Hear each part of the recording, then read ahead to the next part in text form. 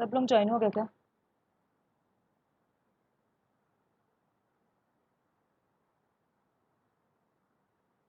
हम एक दो लोग बचे हैं। कोई नहीं, ज्वाइन कर लेंगे। देखो देखो, SN2 पढ़ रहे हैं, बायोमोलिकुलर न्यूक्लियोफिलिक सब्स्टिट्यूशन। दूसरा जो इंपॉर्टेंट की पॉइंट मैंने बताया है वो कायरलिटी का। कायरल क्या चीज होती है? कभी भी कायरल का कॉन्सेप्ट आए तो याद रखना कि जो उससे ग्रुप्स अटैच्ड हैं, ये जो ग्रुप्स अटैच्ड हैं, इसका ये अलग अलग होने चाहिए। अब इसको ऐसे तो तुम बता दे रहे हो, बट इसका एक्सपेरिमेंटल फैक्ट क्या है? तो उससे स्टार्ट होता है अपना प्लेन पोलराइजेशन का। पोलराइजर होता है एक चीज लैब में, मतलब कि एक्चुअल में जो होती है कायरल मॉलिक्यूल्स को डिटरमाइन करने के लिए।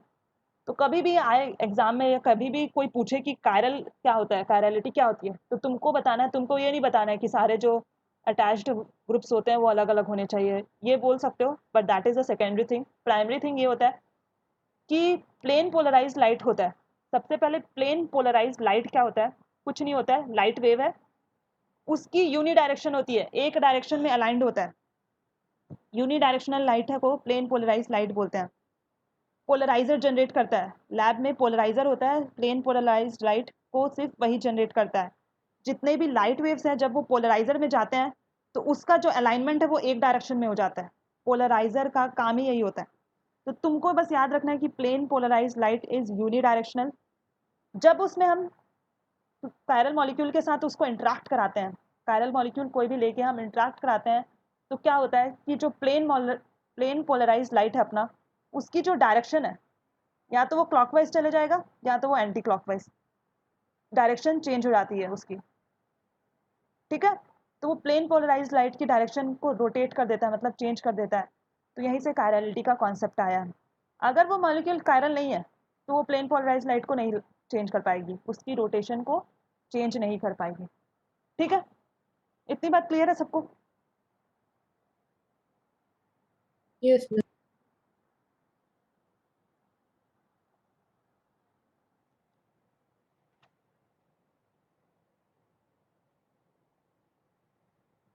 अब देखो इसमें क्या होता है, SN2 रिएक्शन में होता क्या है, ये देखेंगे।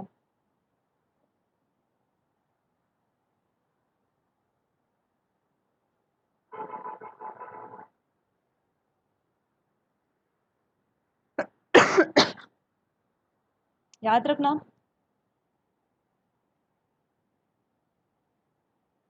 दिस इज, सॉरी,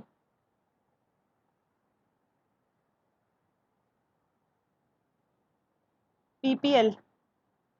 PPL मतलब प्लेन पोलराइज लाइट। ठीक है? तो मेरे को नहीं पता क्या हो जाता है।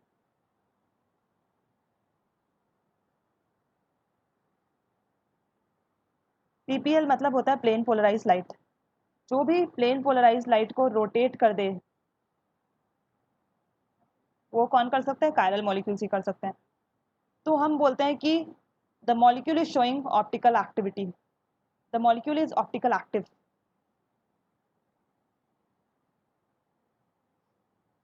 Optically active.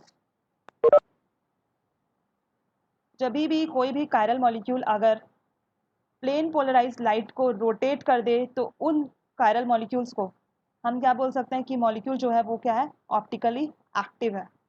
Optically active. ठीक है? अब देखो SN2 में होता क्या। हमको पता है, हम ले रहे हैं कार्बन। ठीक है? ये है कार्बन का स्ट्रक्चर, तो सबको पता है ना, टेट्राहेड्रल होता है। बोलने का मतलब है कि तुम मान सकते हो कि हमारे पास यहाँ पे H,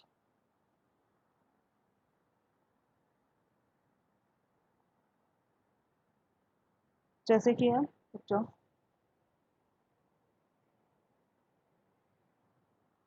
यहाँ पे मान लो हमारे पास, अगर हम हैलो एल्केन्स को स्टडी करें तो यहाँ पे मान लेते हैं हम XN, इसको H मान लेते हैं यहाँ पे। अब देखो, ये जो दोनों बॉन्ड बनाए मैंने, ये देखो, ये जो दोनों बॉन्ड्स बनाए मैंने, ये वाले बॉन्ड और ये वाले बॉन्ड, ये जो दोनों बॉन्ड्स बनाए मैंने, ये दोनों बॉन्ड्स प्लेन में हैं। प्लेन में है, टेट्राहेड्रल स्ट्रक्चर होता है, कैसा होता है, एक ऐसे, नीचे के 3 ऐसे ऐसे होते हैं। तो 2 जो होते हैं हमारे प्लेन में होते हैं, और जो एक अबव द प्लेन, एक बिलो द प्लेन। टेट्राहेड्रल का स्ट्रक्चर ऐसा ही होता है ना। 2 जो होते हैं वो प्लेन में होते हैं, एक जो होता है अबव द प्लेन, एक बिलो द प्लेन। तो इसको रिप्रेजेंट कैसे करते हैं, देखो वेज लाइन डायग्राम से करते हैं। तो मान लो ये जो मैं डैश लाइन बना रही हूँ अभी, ये डैश लाइन होता है, वेज डैश तुम लोगों ने क्लास 9th में पढ़ रखा होगा। यहाँ पे मान लो मैंने कोई आर ग्रुप जोड़ दिया है। ये क्या है, ये जो लाइन दिखा रहा है ये है पीछे, ये जो भी व्हाइट बोर्ड दिख रहा है उसके पीछे है, आर ग्रुप इज पीछे। अभी तुम देखना ये जो मैं बना रही हूँ डैश लाइन, ये था डैश, ये था वेज। इसमें मान लो तुम्हारा आर डैश ग्रुप जुड़ा है, कोई दूसरा अल्काइल ग्रुप जुड़ा है। ये है अबव द प्लेन, मतलब व्हाइट बोर्ड को जो तुम स्क्रीन दिख रहा है ना उसके ऊपर आ रहा है। बोलने का मतलब है कि जो डैश वाला है, ये जो डैश डैश वाला बनाया मैंने, आर ग्रुप जो अटैच्ड है, ये है तुम्हारा व्हाइट बोर्ड के पीछे, मतलब बिलो द प्लेन। ये जो है dash, wedge wedge sorry, solid lines जो दिखा रही हूँ मैं, ये सॉलिड ऐसे बताते हैं इसको। ये जो है, ये क्या बता रहे हैं हम लोगों को, the R dash group is present above, above the plane. बोलने का मतलब है कि जो व्हाइट बोर्ड दिख रहा है तुमको उसके ऊपर प्रेजेंट है। ठीक है। ये जो सॉलिड लाइन मैंने बताया है, ये जो ना वेज है ना डैश है, ये हमारा प्लेन में है, तो एक्स और एच।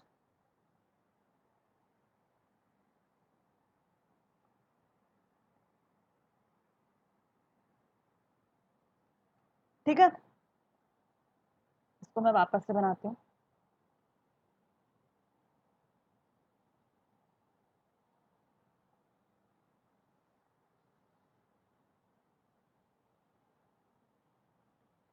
समझ में आ रहा है ना क्या बता रही हूँ मैं। वेज लाइन डायग्राम तो तुम लोगों ने क्लास 11th में सीखा ही होगा, वेज डैश डायग्राम जो भी था।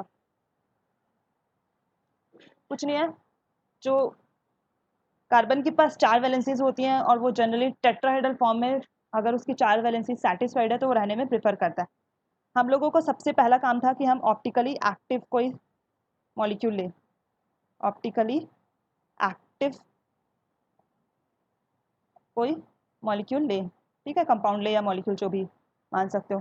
तो हम लोगों ने क्या किया, हम लोगों ने कार्बन लिया, इसकी एक, हम लोग स्टडी कर रहे हैं हेलो एल्केन्स की रिएक्शन, इसीलिए मैंने यहाँ पे हेलोजन ग्रुप लिया हुआ है।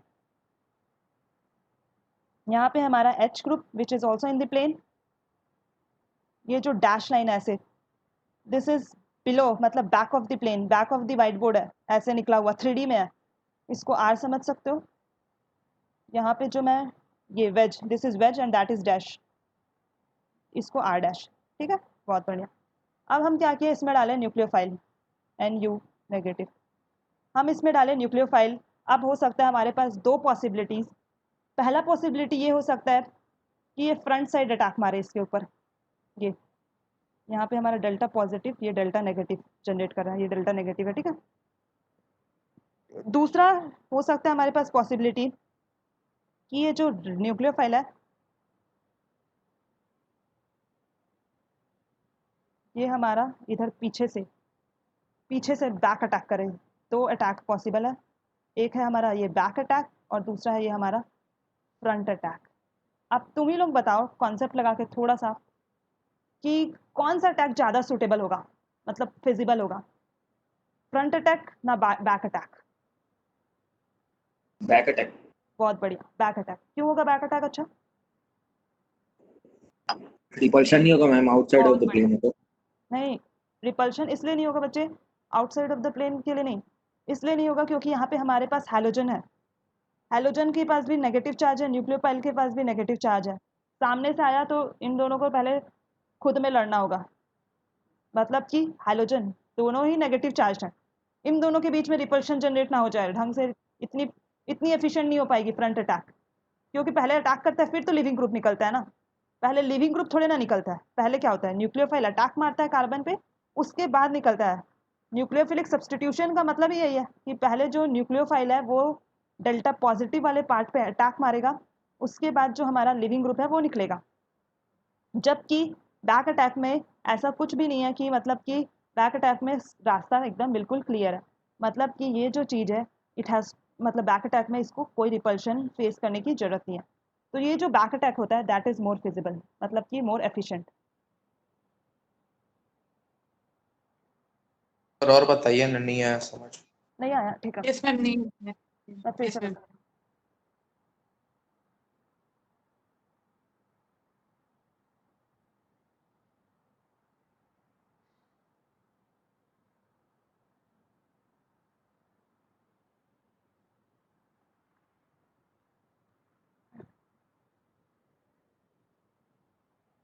देखो कुछ नहीं है, हमारे पास है यहाँ पे कार्बन, इससे जो एक ग्रुप अटैच्ड है वो है अपना हैलोजन, क्योंकि हम हैलो एल्कीन्स की रिएक्शंस को स्टडी करने की कोशिश करें। ये जो सॉलिड लाइन दिखता है इसको इन प्लेन वाले बॉन्ड्स बोलते हैं, मतलब कि ये प्लेन में है।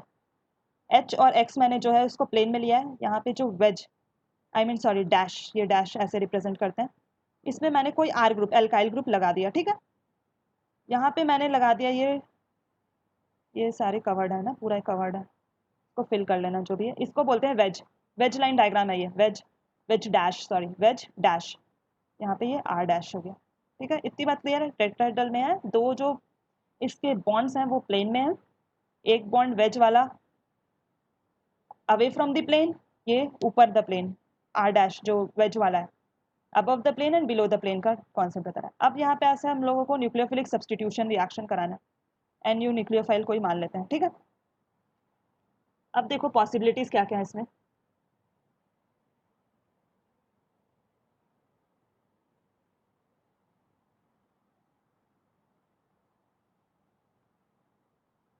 एक पॉसिबिलिटी ये है, यहाँ पे हमारा क्या है, डेल्टा पॉजिटिव है, यहाँ पे हमारा डेल्टा नेगेटिव, ठीक है। न्यूक्लियोफाइल को चाहिए डेल्टा पॉजिटिव। न्यूक्लियोफाइल एक तो केस है ये कि एक इस रास्ते से जाके यहाँ पे अटैक करके लिविंग ग्रुप को भगा दे, ये होता है हमारा फ्रंट अटैक।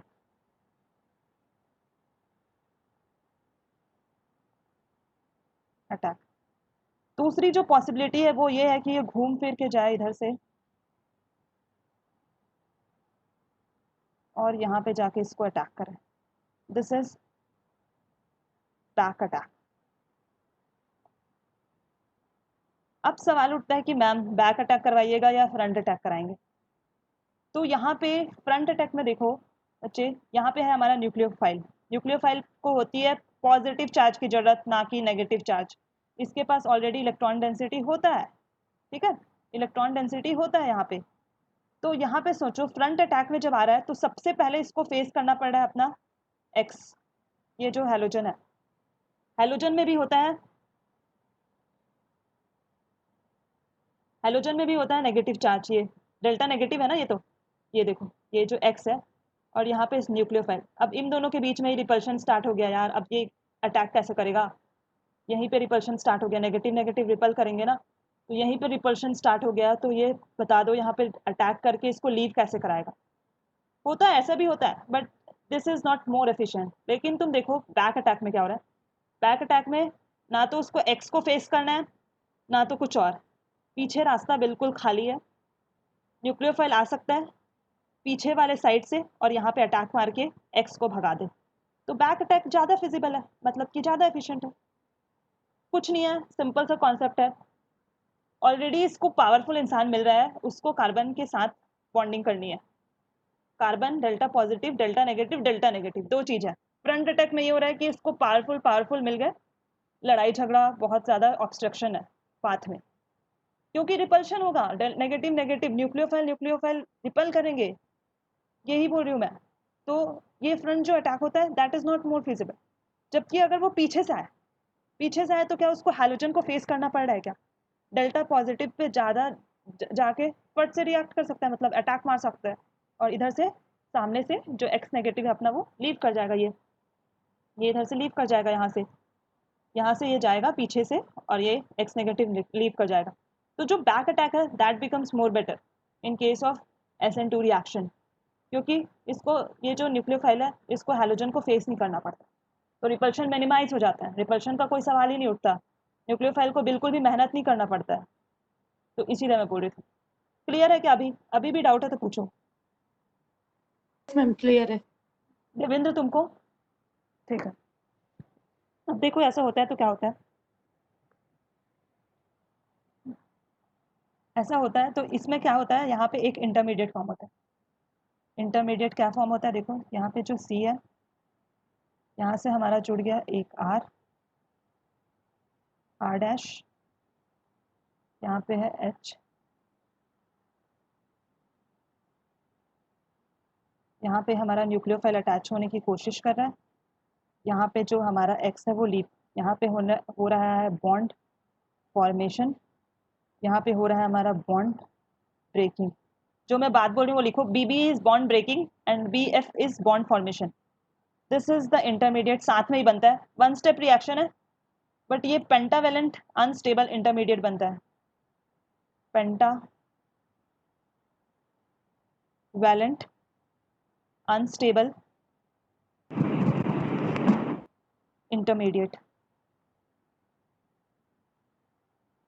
हमारा यहाँ पे फॉर्म हुआ। क्या हुआ, जब हमारे पास ऐसा स्ट्रक्चर था, जब न्यूक्लियोफाइल पीछे से अटैक करता है, जब न्यूक्लियोफाइल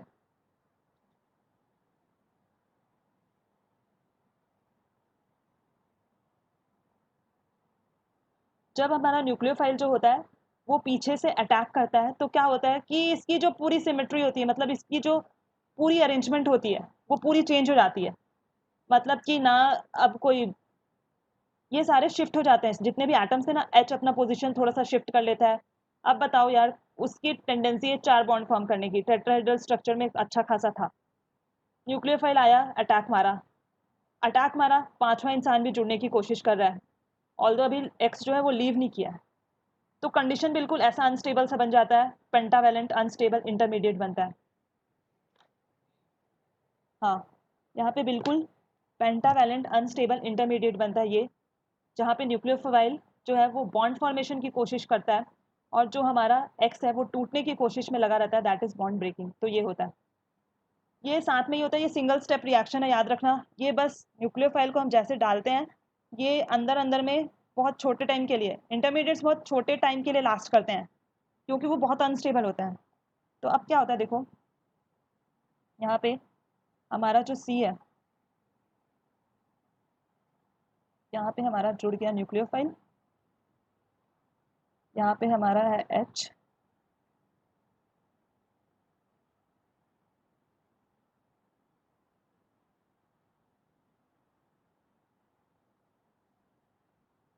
R डैश। अब कहानी ये होता है कि यहाँ पे inversion of product take place, inversion यहाँ पे एक नया टर्म है, वो ध्यान रखना SN2 में हो जाता है। इसको तुम छाता से समझो, छाता, खुला हुआ छाता कैसे दिखता है, बिल्कुल में ऐसे होता है, खुला हुआ छाता ऐसे मान लो, न्यूक्लियोफाइल आया, इधर से अटैक किया, सीधा हुआ, सीधा हुआ। उसके बाद क्या हुआ कि जब लिविंग ग्रुप लीव कर लिया, लिविंग ग्रुप जब लीव कर दिया, छाता को उल्टा कर दो, छाता को उल्टा कर दो, इन्वर्शन हो गया उसकी, प्रोडक्ट फॉर्म होने से inversion of the symmetry takes place, inversion बोलता है, और उसको बोलते हैं हम inverted product, inverted product. Ma'am तो वो आदेश जो है वो डैश वाली लाइन में लगेगा। कुछ चेंज नहीं होता है, बस मुंह चेंज हो जाता है बच्चे, मैं ये बोल रही हूँ। ये हाँ मैम, तो वो जो बाहर था वो अंदर हो जाता है, जो अंदर था वो बाहर हो जाता है।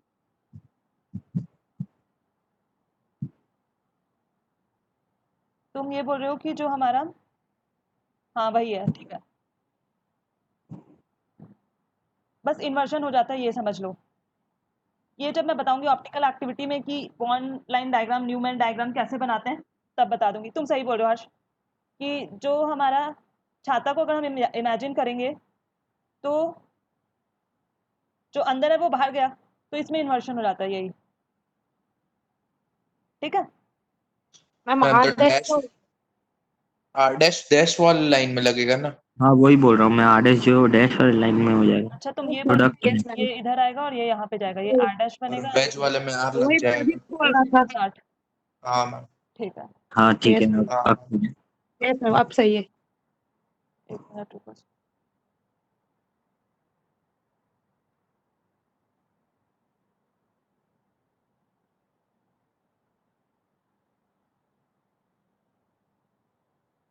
ठीक है। तो इसको हम लोग बोलते हैं इन्वर्शन या इन्वर्टेड प्रोडक्ट। अब इसका मतलब क्या है, अगर तुम ये वाले चीज को, जो हमारा सबस्ट्रेट था, इसको तुम, अगर ये प्लेन पोलराइज लाइट को क्लॉकवाइज में रोटेट कर रहा है, तो जो हमारा प्रोडक्ट आएगा वो उसको एंटी क्लॉकवाइज डायरेक्शन में रोटेट करेगा, तभी से कंफर्म होता है कि यहाँ पे इन्वर्टेड प्रोडक्ट फॉर्म हुआ है, इन्वर्जन।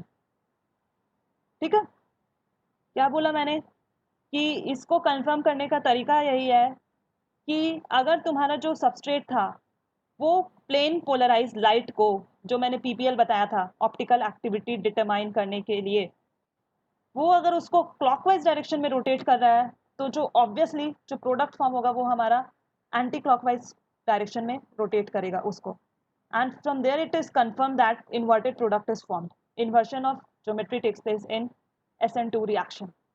ठीक है, अब इसमें बहुत सारे कुछ फैक्टर्स हैं, लिविंग ग्रुप के ऊपर डिपेंड करता है, स्टेरिक हिंड्रेंस के ऊपर डिपेंड करता है, उससे सवाल आते हैं। तो ये बताओ पहले कि SN2 रिएक्शन होती क्या है, ये समझ में आ गई सबको? यहाँ पे सिर्फ देवेंद्र, अरिंदम और हर्ष नहीं पढ़ रहे हैं, बाकी बच्चे भी बोल सकते हैं। मैम हाँ, मैम इसी को ही बैक बॉन्डिंग की बोलते हैं क्या, बैक अटैक को? क्या नहीं भाई, क्या बोल रहे हो Arindam? Back back back bonding. ना, back bonding is not this, back bonding is in case of BF3। Anti p orbital और पी ऑर्बिटल हाँ, बिल्कुल BF3 में क्या होता है कि वो बोरोन ऑलरेडी भिखारी होता है, फ्लोरीन उससे और खींच रहा होता है, तो क्या करता है ये उल्टा डोनेट कर देता है उसको, फ्लोरीन वेकेंट डी ऑर्बिट, मतलब उसके वेकेंट ऑर्बिटल में इधर से ये फील्ड पी ऑर्बिटल से कुछ उस पर डालता है, तो बैक बॉन्डिंग होती है, उसको बोलते हैं back bonding. This is not back bonding, वो इनऑर्गेनिक का कॉन्सेप्ट है। Okay ma'am, sorry ma'am. अच्छा, बाकी लोग बता दो ये क्लियर है क्या? SN2 रिएक्शन बहुत इंपॉर्टेंट है।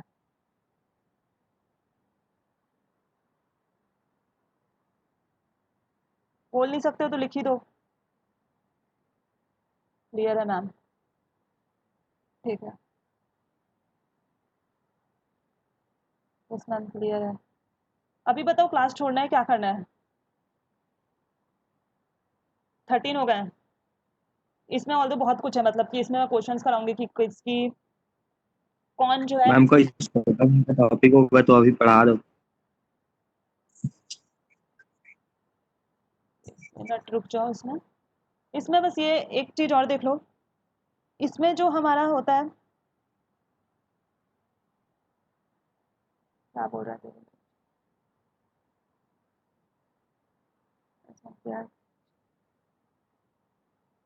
कुछ आ जाएगा मैम, टेस्ट है ठीक है, जो भी है तुम सन, ठीक है मैं क्लास एंड करती हूँ, 15 हो गए, जो भी है टेस्ट है, इस टेस्ट के बाद मैं लूंगी और भी। तो इसमें SN2 रिएक्शन में बस यही याद रखना कि इसमें इन्वर्जन ऑफ कन्फिग्रेशन हो जाता है, मतलब कि अगर प्लेन पोलराइज लाइट को क्लॉकवाइज में रोटेट करा तो वो एंटी क्लॉकवाइज में रोटेट हो जाएगा।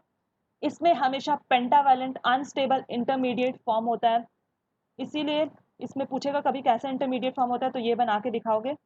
ये बहुत कम टाइम के लिए लास्ट करता है क्योंकि इट इज इंटरमीडिएट। ठीक है, this is a single step reaction, intermediate with in the reaction form होता है, ये कोई नया स्टेप नहीं होता। This is a single step reaction. याद रखना इसकी जो, इसको हम बायोमोलिकुलर क्यों बोलते हैं ये भी देख लो यार। यहाँ पे जो रेट होता है, rate is equal to K into concentration of nucleophile as well as it depends upon the concentration of the substrate। बोलने का मतलब है कि ये जो SN2 रिएक्शन होती है ये न्यूक्लियोफाइल के ऊपर भी डिपेंड करता है और सबस्ट्रेट के कंसंट्रेशन के ऊपर भी डिपेंड करता है। बोलने का मतलब है कि दोनों पे डिपेंड करता है, इसीलिए इसको हम बायोमोलिकुलर रिएक्शन बोलते हैं। जबकि हम SN1 में देखेंगे कि वो सिर्फ किसी एक पे डिपेंड करता है, इसीलिए उसको हम यूनिमोलिकुलर का नाम देते हैं। तो याद रखना कभी भी रेट का पूछे तो वो, अगर न्यूक्लियोफाइल नहीं है, न्यूक्लियोफाइल का भी उतना ही रोल है जितना सबस्ट्रेट का रोल है, एक दूसरे के बिना, मतलब कि इसीलिए इसकी मॉलिकुलैरिटी या ऑर्डर दोनों ही 2 होती है। ठीक है, इस केस में दोनों इक्वल है, मॉलिकुलैरिटी और ऑर्डर 2 डिफरेंट चीज़ें हैं, बट इस केस में ऑर्डर 2 होता है और बाय मॉलिकुलैरिटी भी 2 ही होती है। ठीक है, क्योंकि ये न्यूक्लियोफाइल के कंसंट्रेशन पे भी डिपेंड करता है और सबस्ट्रेट के कंसंट्रेशन पे भी डिपेंड करता है। अगर सबस्ट्रेट को तुम इग्नोर करोगे तो that is not SN2 reaction, अगर तुम न्यूक्लियोफाइल को इग्नोर करते हो तो that is also not SN2 reaction. दोनों की का ही इक्वल इंपॉर्टेंस है। ठीक है, इसमें जो हम सॉल्वेंट यूज करते हैं वो होता है पोलर एप्रोटिक सॉल्वेंट। अप्रोटिक का मतलब होता है जिसमें हाइड्रोजन नहीं है, ठीक है। पोलर का मतलब है कि पोलैरिटी जनरेट हो, जैसे कि इसके केस में हम बेसिकली यूज करते हैं एसीटोन। बोलने का मतलब है, sorry, CH3 C double bond O CH3, this is a polar aprotic solvent. बोलने का मतलब है कि यहाँ पे जो हमारा ऑक्सीजन है इसके कारण पोलैरिटी भी जनरेट हो रहा है इलेक्ट्रोनेगेटिविटी डिफरेंस के कारण, और ऑक्सीजन के साथ यहाँ पे कोई H अटैच भी नहीं है, कोई हाइड्रोजन नहीं है। सेकेंड ऑर्डर रिएक्शन, यस साविज, this is a second order reaction. यहाँ पे जो हमारा O के साथ कोई H भी अटैच नहीं है, तो इसीलिए इसको हम लोग बोलते हैं पोलर अप्रोटिक सॉल्वेंट यूज करते हैं। इसमें हम एसीटोन यूज करते हैं। अप्रोटिक का मतलब है जिसके पास हाइड्रोजन नहीं हो, मतलब कि वो जो भी न्यूक्लियोफाइल उसमें होगा, न्यूक्लियोफाइल नहीं, इसमें बस ये समझो कि अप्रोटिक का मतलब है कि lack of proton. Aprotic, proton मतलब हाइड्रोजन, H नहीं है जिसमें, ठीक है। पोलर मतलब पोलैरिटी जनरेट। तो अभी के लिए बस इतना ही ध्यान रखो कि इसमें जो सॉल्वेंट यूज होता है इस रिएक्शन में, न्यूक्लियोफाइल को जिस सॉल्वेंट में डिजोल्व करते हैं या डालते हैं, वो होता है हमारा पोलर अप्रोटिक सॉल्वेंट, और बेसिकली यूज करते हैं हम लोग एसीटोन, ये CH3 C double bond ketonic group. Clear है इतनी बात? Yes ma'am. ठीक है, कल मैं सारे पॉइंट्स बता दूंगी इसके, कौन कौन से स्टेरिक हिंड्रेंस पे कैसे डिपेंड करता है, लिविंग ग्रुप कैसे होना चाहिए, उसके ऊपर तुम ऑर्डर लगा लोगे कि SN2 रिएक्शन कौन बढ़िया करेगा कौन घटिया करेगा, ठीक है। तो फिर आज के क्लास के लिए इतना ही है। किसी को कोई दिक्कत है तो बता दो, मतलब बोलना बोलना या कुछ। मैम रिकॉर्डेड वाला पोस्ट कर दीजिएगा ना, मैम पोस्ट किए वो पुराना था। ठीक है ठीक है। मैं, अरे यार उसमें ना 300 कितना लगता है MB, बहुत ज़्यादा डेटा, तो मैं रात में करती हूँ ताकि मेरे सारे क्लासेस खत्म हो जाए, तो इसीलिए मैं सारे एक साथ नहीं कर सकती। आज का वाला मैं कर दूंगी, उसके बाद जो पहले के बचे हुए हैं ना वो धीरे धीरे करते जाऊंगा, ठीक है, क्योंकि उतना डेटा नहीं होता मेरे पास फिर। Okay ma'am. ठीक है। ठीक है मैम।